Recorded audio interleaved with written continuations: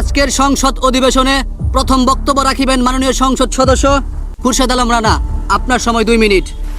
ধন্যবাদ মাননীয় স্পিকার, আমাকে কথা বলার সুযোগ করে দেওয়ার জন্য। মাননীয় স্পিকার, একটি দেশের মেরুদণ্ড হলো তার তরুণ সমাজ।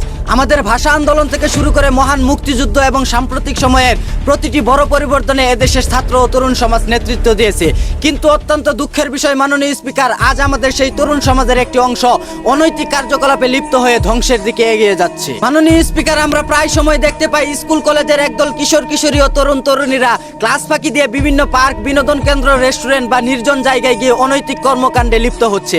যেই বয়সে তাদের হাতে থাকার কথা কলম খাতা বই, যে সময়টা তাদের থাকার কথা ক্লাসরুম কিংবা খেলার মাঠে, সে সময়ে তারা শিক্ষা ও খেলাধুলা থেকে দূরে সরে গিয়ে প্রেম ভালোবাসার নামে নষ্টামি করে বেড়াচ্ছে। মাননীয় স্পিকার, এই তরুণ সমাজকে রক্ষা করতে হলে পার্ক, বিনোদন কেন্দ্র ও রেস্টুরেন্টগুলোতে প্রশাসনের নজরদারির পাশাপাশি শিক্ষা প্রতিষ্ঠানের কঠোরতা ও অভিভাবকদের সচেতন হতে হবে। মাননীয় স্পিকার, আমি আরো বলতে চাই, সমাজের নারী নিরাপত্তা, অন্যায় ও অবিচার নিয়ে রাস্তাঘাটে নারীরা আজ নিরাপদ নয়। শিশু থেকে শুরু করে কিশোরী, যুবতী, প্রাপ্তবয়স্ক নারীরাও আজ বুলিং, ইপটিজিং, ধর্ষণের শিকার হচ্ছে। মাননীয় স্পিকার, এই অন্যায়ের তালিকাটা শুধু আজ ধর্ষণের মাঝে সীমাবদ্ধ নেই। আজ সমাজের দিকে তাকালে দেখা যায় ক্ষমতার দাপট, দুর্বলদের উপর সবলদের জুলুম এবং সাধারণ মানুষের উপর অন্যায়, অবিচার, জুলুম, অত্যাচার। গরিবের জমি দখল, নিরীহ মানুষের উপর মিথ্যা মামলা, চাঁদাবাজি, সন্ত্রাসী ক্ষমতার দাপটে আজ সাধারণ মানুষ কুণ্ঠাসা। মাননীয় স্পিকার, কিন্তু দুঃখের কথা হলো ক্ষমতার অপব্যবহার করে এই অপরাধীরা পার পেয়ে যাচ্ছে, আর বিচার চাইতে গিয়ে ভুক্তভোগী পরিবারগুলো উল্টো হুমকি ও হয়রানির শিকার হচ্ছে। আমরা যদি এই অপরাধীদের বিচারহীনতার সংস্কৃতি থেকে বের করে না আনতে পারি মাননীয় স্পিকার, তাহলে দেশের আইন ও আদালতের প্রতি সাধারণ মানুষের আস্থা চিরতরে হারিয়ে যাবে।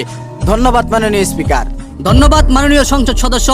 এখন বক্তব্য রাখবেন মাননীয় সংসদ সদস্য আব্দুল্লাল মামুন। আপনার সময় 3 মিনিট। ধন্যবাদ মাননীয় স্পিকার। আজ এই মহান সংসদে দাঁড়িয়ে আমি স্মরণ করতে চাই যারা লাল সবুজ পতাকা আর পরিবারের স্বপ্ন নিয়ে নিজ মাতৃভূমি ছেড়ে পৃথিবীর আনাচে কানাচে ছড়িয়ে ছিটিয়ে থাকা সেই প্রবাসী সূর্য সন্তানদের। তাদের কারণে আমাদের দেশের অর্থনীতি চাকা আজ সচল রয়েছে।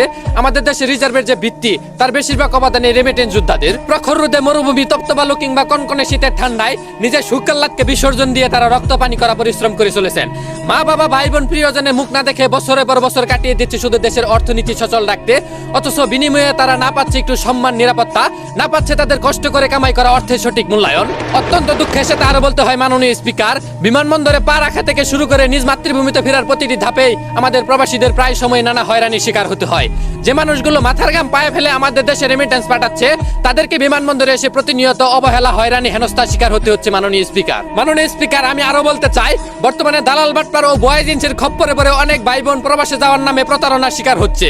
কেউ আবার কম টাকায় সমুদ্রপথে বিদেশ পাঠানোর কথা বলে তাদেরকে মৃত্যুর মুখে ঠেলে দিচ্ছে।